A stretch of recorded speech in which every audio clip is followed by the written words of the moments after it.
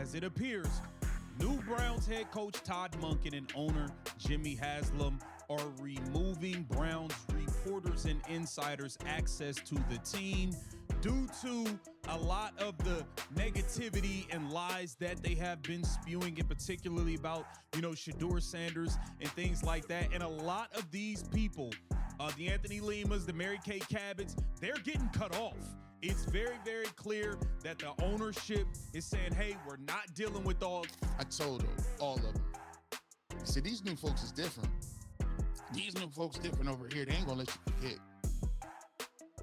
They ain't gonna let you forget. And guess what? The Browns know that. You see, when we come up in a little bit later on, I'm gonna tell you what the consequences are for this behavior. That's behind the scenes. Ooh-wee. They got the names that. Hey everyone, hope you all are doing good. Listen to this. Cleveland is spiraling right now. Straight chaos around the Browns. Todd Monken just shut reporters down completely. And yeah, it all circles back to Shedeur Sanders. Paychecks are hanging in the balance, careers are feeling the pressure, and the media honestly didn't see this coming. This is crazy. So here's the question. Do you want the real inside story on what's going on with Shedeur Sanders? Why did Todd Monken suddenly block out the reporters? And just how close did this situation get to messing with players' money? Let's break it all down and really see what happened. Hold up. Todd Monken has officially had enough. The Browns' offensive coordinator drew a line so clear that it shocked everybody watching. And his message to the Cleveland media couldn't be louder. You're not getting near Shedeur anymore. No more slick questions, no more agenda-driven takes, no more turning every small mistake into a headline that chips away at a young quarterback's confidence. Monken already saw how this plays out when the media gets full access to someone like Shedeur. Last season, they were on him for everything, non-stop. Rex Ryan shouting on live TV, Tony Grossi is cracking jokes about a rookie just for being sore, Mary Kay is flipping a simple speeding ticket into a full-on character hit. And through all of that, Shedeur still had to show up every single day, put the pads on, run drills, face defenders, all while knowing the media was waiting to tear him down. Monken isn't here to play friendly with reporters. He's here to shield his quarterback. Simple as that. Think about this for a second. What did Shedeur really get before his shot? 0 first-team reps in preseason, not even one. A 5th overall draft pick, and the Browns gave him nothing solid to build on. Then, when things didn't click instantly, the same media that ignored those decisions turned around and blamed him. They labeled him soft, said he wasn't ready, said he didn't deserve it. Monken saw all of it unfold.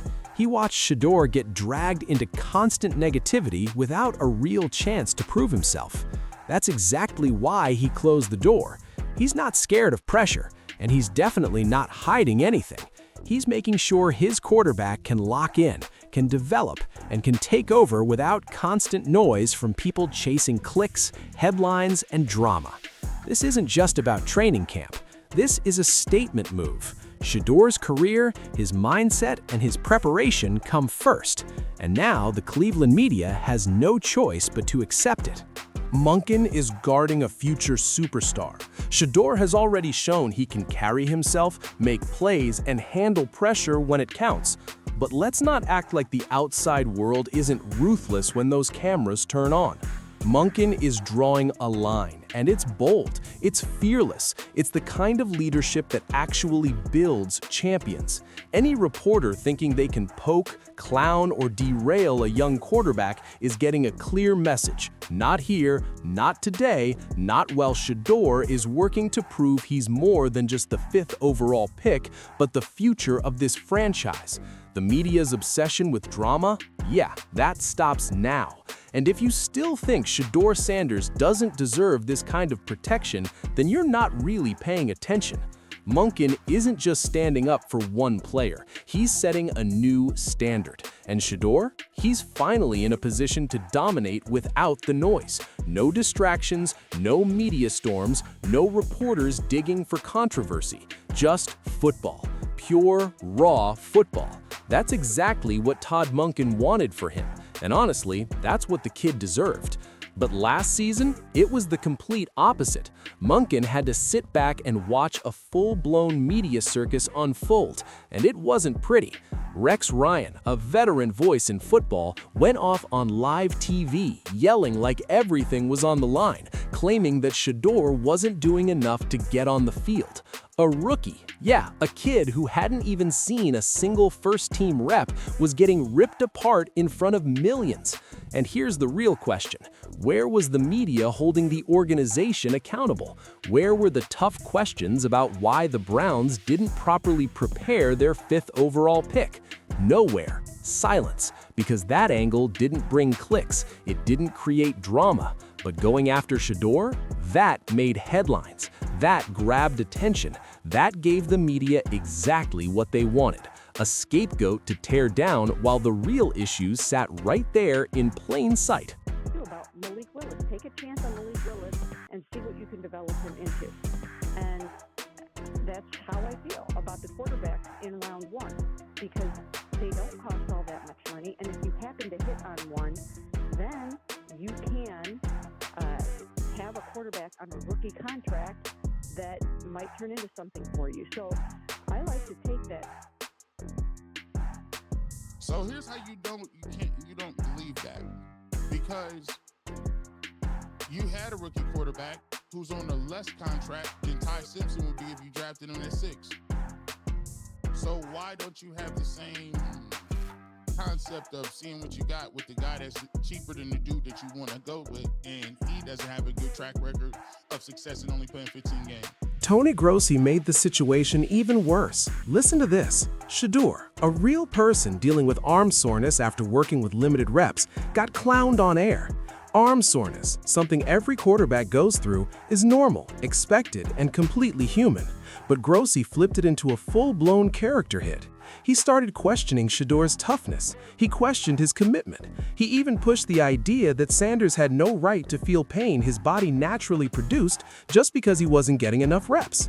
Think about that for a second. The team gives him almost nothing to build with, and when his body reacts as any normal body would, the media labels it as weakness.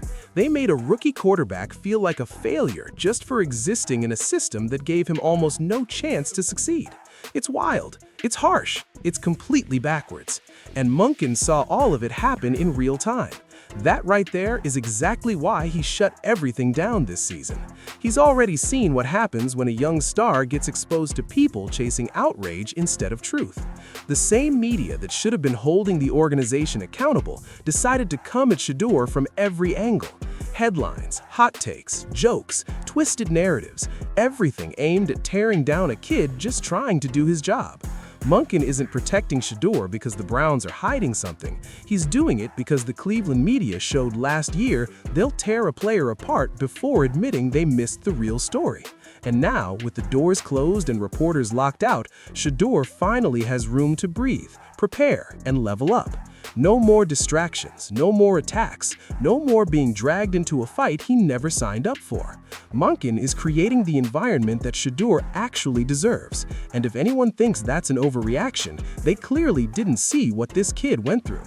Then you've got Mary Kay, the so-called lead voice covering the Browns, the one who's supposed to keep it fair and factual. Instead, she spent months going after Shedeur Sanders, calling him undisciplined, labeling him narcissistic. She kept pushing this narrative that Dillon Gabriel was the real answer at quarterback, that maybe the Browns made the wrong pick, that Shedeur didn't even deserve a real opportunity.